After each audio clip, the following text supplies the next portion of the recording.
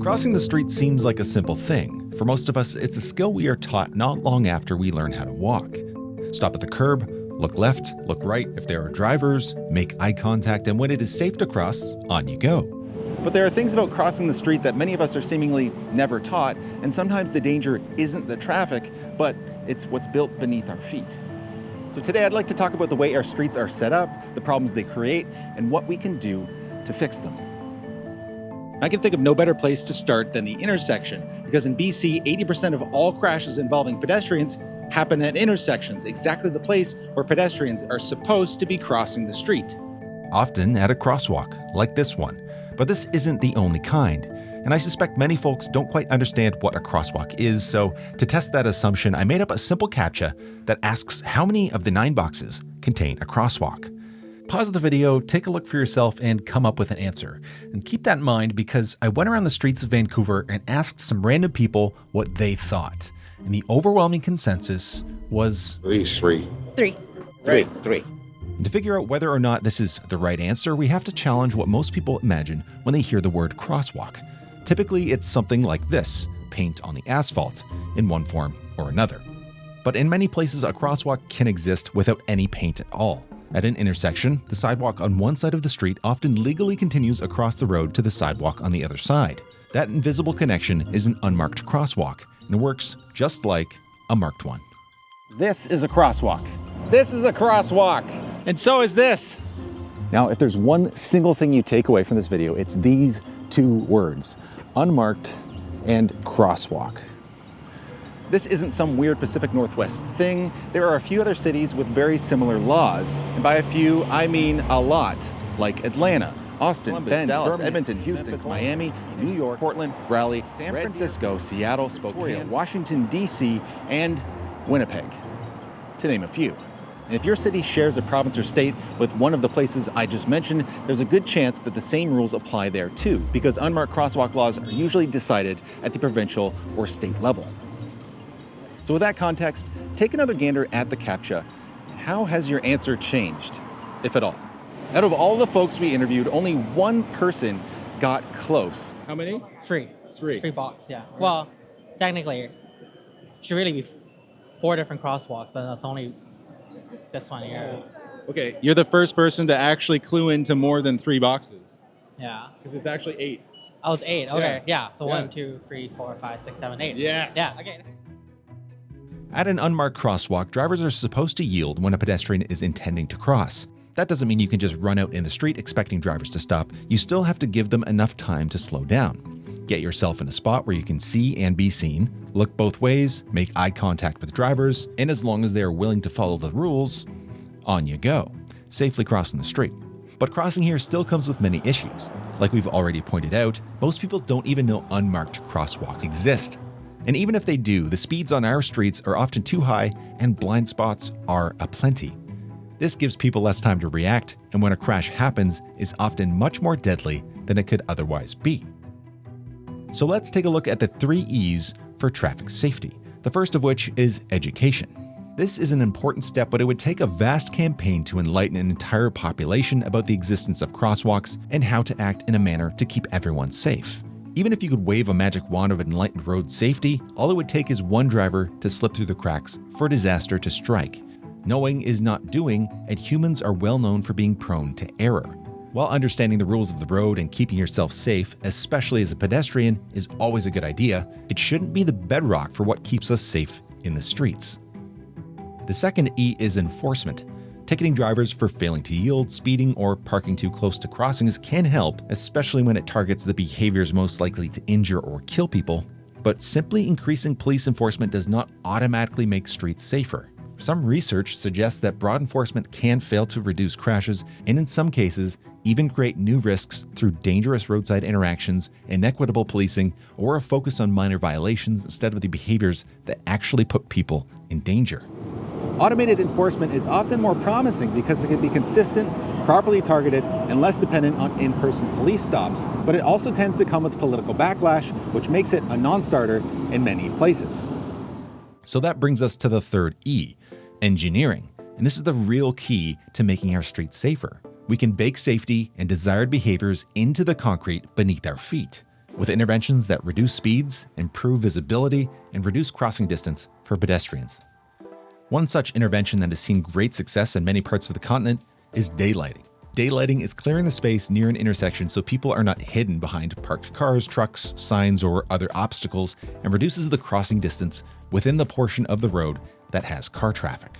This allows more time for pedestrians and people operating vehicles to see each other and react, and less time spent in a space where conflict is likely to occur. Here in Vancouver, there are already daylighting laws meant to keep these areas clear.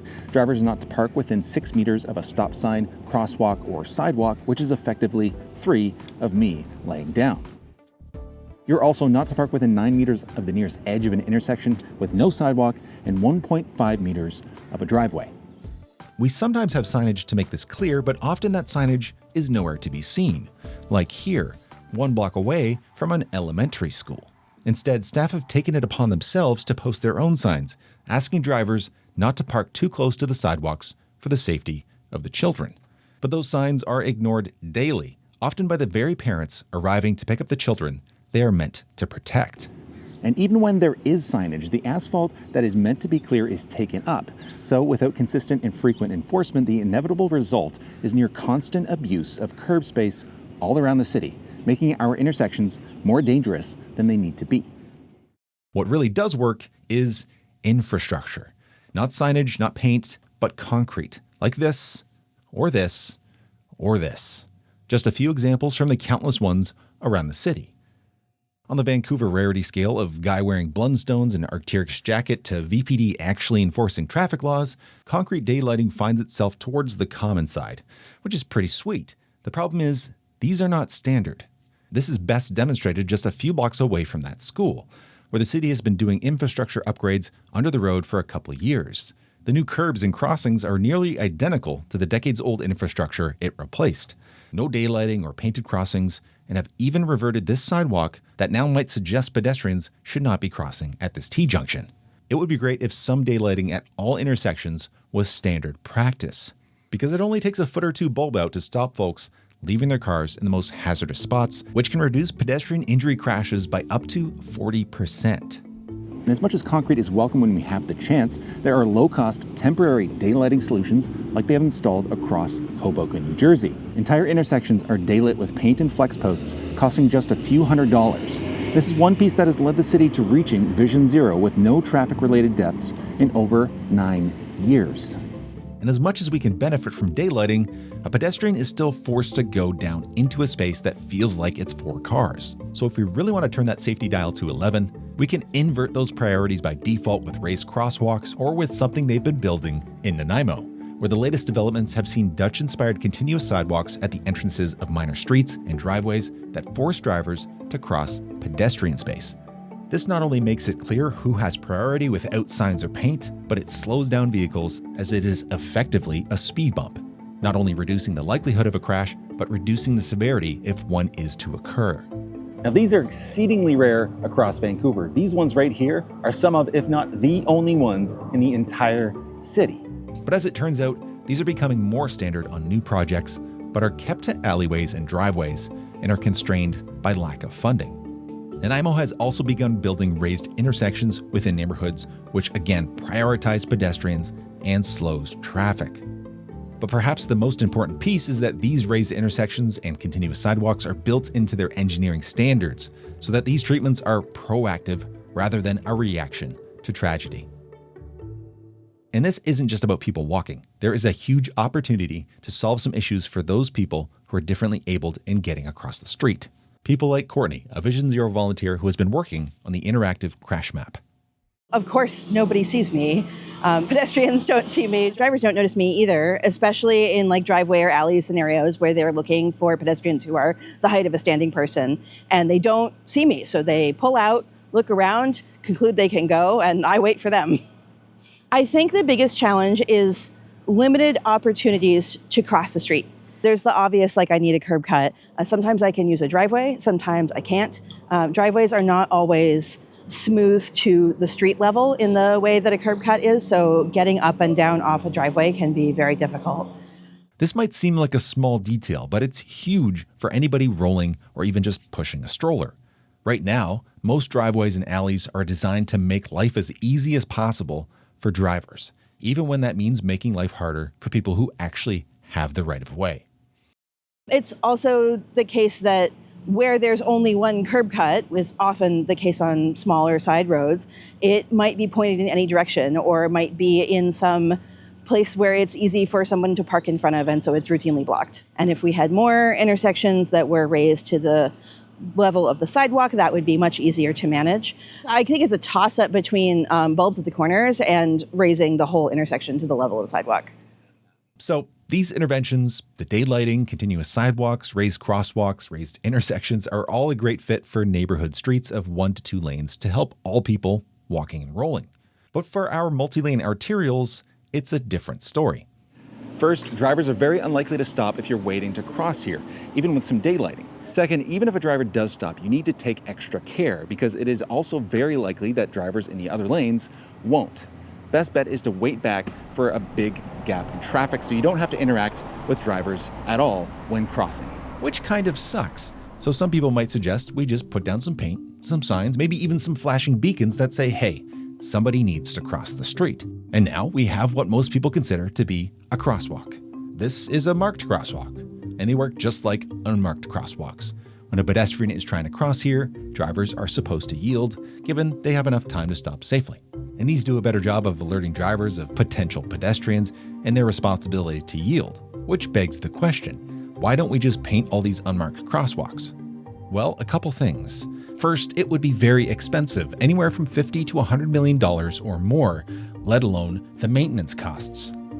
The second part is a bit more alarming because while they do a decent job alerting drivers to potential pedestrians to look out for and reminding them that it is their responsibility to yield, what they don't do is keep people safe, especially at roads like this one, busy multi-lane roads with traffic volumes above about 12,000 per day, where a marked crosswalk alone without other improvements have been associated with higher pedestrian crash rate than unmarked crossings. It's been suggested that this is likely due to the trust we put in the systems rather than taking safety into our own hands. What does improve safety is infrastructure. It's always infrastructure. And in the case of multi-lane roads, continuous sidewalks aren't really practical. Daylighting is nice to have, but doesn't go far enough. What really makes a difference are refuge islands. These make crossing the street less like one big dangerous move and more like two smaller, safer ones. Instead of waiting for a gap in both directions, pedestrians only have to focus on one direction, reach the island, then focus on the other. That matters most on wide, multi-lane streets where crossing distances are longer, vehicle speeds are higher, and one driver stopping does not always mean the next driver will. For drivers, it makes the crossings more visible and narrows the roadway visually, which can help slow traffic. According to the Federal Highway Administration, raised medians or pedestrian refuge areas have been shown to reduce pedestrian crashes by 46% at marked crosswalks and 39% at unmarked crosswalk locations. So, paint can help communicate that people may be crossing. Refuge islands can actually improve the crossing itself, but there's another solution people tend to jump to right away, which is why not add traffic signals? And fair enough, at first glance, this seems like an obvious fix. Give pedestrians a walk signal, give drivers a red light, problem solved. Except, not quite. Because signalized intersections are not automatically safe intersections. In fact, in many cities, this is where a huge number of pedestrian crashes happen. And that might sound strange because this is the place where pedestrians are explicitly told to cross. You wait your turn, you press the button, the little walking person appears, and legally, this should be the safest place to be. But in Vancouver, nearly 50% of all collisions with pedestrians happen at signalized intersections due to drivers failing to yield, usually when trying to make a turn. A driver looking left or right is often looking for a gap in traffic, watching the signal, checking for oncoming cars, trying not to block the intersection, and then somewhere in all of that, they are supposed to notice the person crossing the street. This is especially bad with right turns on red. It's something to keep traffic moving, but from a pedestrian perspective, it's one of the most common instances of conflict. Person crossing has to make eye contact, judge whether the driver is actually stopping, and hope the person behind the wheel is looking at them, not in the opposite direction, for a gap in traffic. And it gets worse when the signal requires a beg button. You often arrive at the intersection, the light is green for traffic going in your direction, drivers are moving, cyclists are moving, but the pedestrian signal says don't walk because you did not press the button in time. And even when you do, it's typical for signals in Vancouver to give you just 6 seconds to get going out of an entire 80-second cycle. And when people are forced to wait too long or when the system does not respond intuitively, people stop trusting it. A Montreal study found that longer maximum wait times were linked to more signal violations and dangerous crossings. Other research suggests pedestrians often do not want to wait more than 20 to 30 seconds, while very long waits, closer to a minute or more, push more people into crossing on their own judgment. So when a signal makes pedestrians wait too long, it creates distrust and more risky behavior. So instead of trying to shame pedestrians for trying to get to where they need to go in a timely manner, we can improve the streets to encourage compliance and safety. One of the most obvious improvements of all is stop making pedestrians beg. In busy walking areas, the walk signal should come on automatically every cycle. If people are expected to be there, the signal should expect them too. Taking that further is a treatment that has recently become much more common in Vancouver: the leading pedestrian interval, where the walk signal comes on a few seconds before drivers see the green. And that small head start lets pedestrians enter the crosswalk first, making them more visible before turning drivers start moving, which can reduce pedestrian crashes by 13%. Helped even more by banning right turns on red entirely, especially in busy pedestrian areas, because these permissive right turns have been found to double crash risk. So banning them is a clear win. But an even bolder fix is protected turn faces, as seen recently implemented in front of Coquitlam City Hall.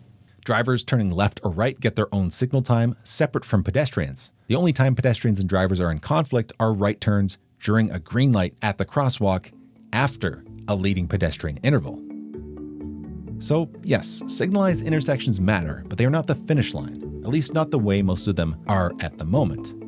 And this may be a hot take for some, but if you've made it this far into the video, I think you may agree one of the biggest fixes we can do is slimming down so many of our overbuilt roads that people walking and rolling have shorter distances to cross in the first place, or banning cars entirely from certain streets. So yes, you need to keep yourself safe when crossing the street. And as much as I hate the saying, you can be right and still be dead right, it is sadly true. But that does not mean we should accept streets where pedestrians are legally protected but physically exposed.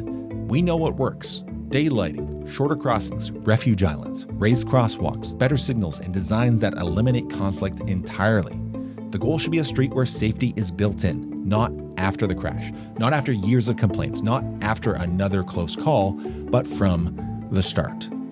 And I want to make something clear. This is not about blaming engineers. Here in Vancouver, and likely your city too, there are planners and engineers who understand these problems and want to make the streets safer.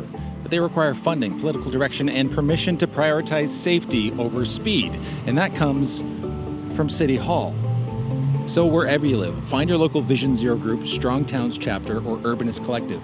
If one doesn't exist, start one. Stand up, speak out, and make some noise. Because safer streets don't happen just because solutions exist. They happen when communities demand them. Thanks for watching. If you want to help us, you can donate to Vision Zero Vancouver or volunteer through the link below.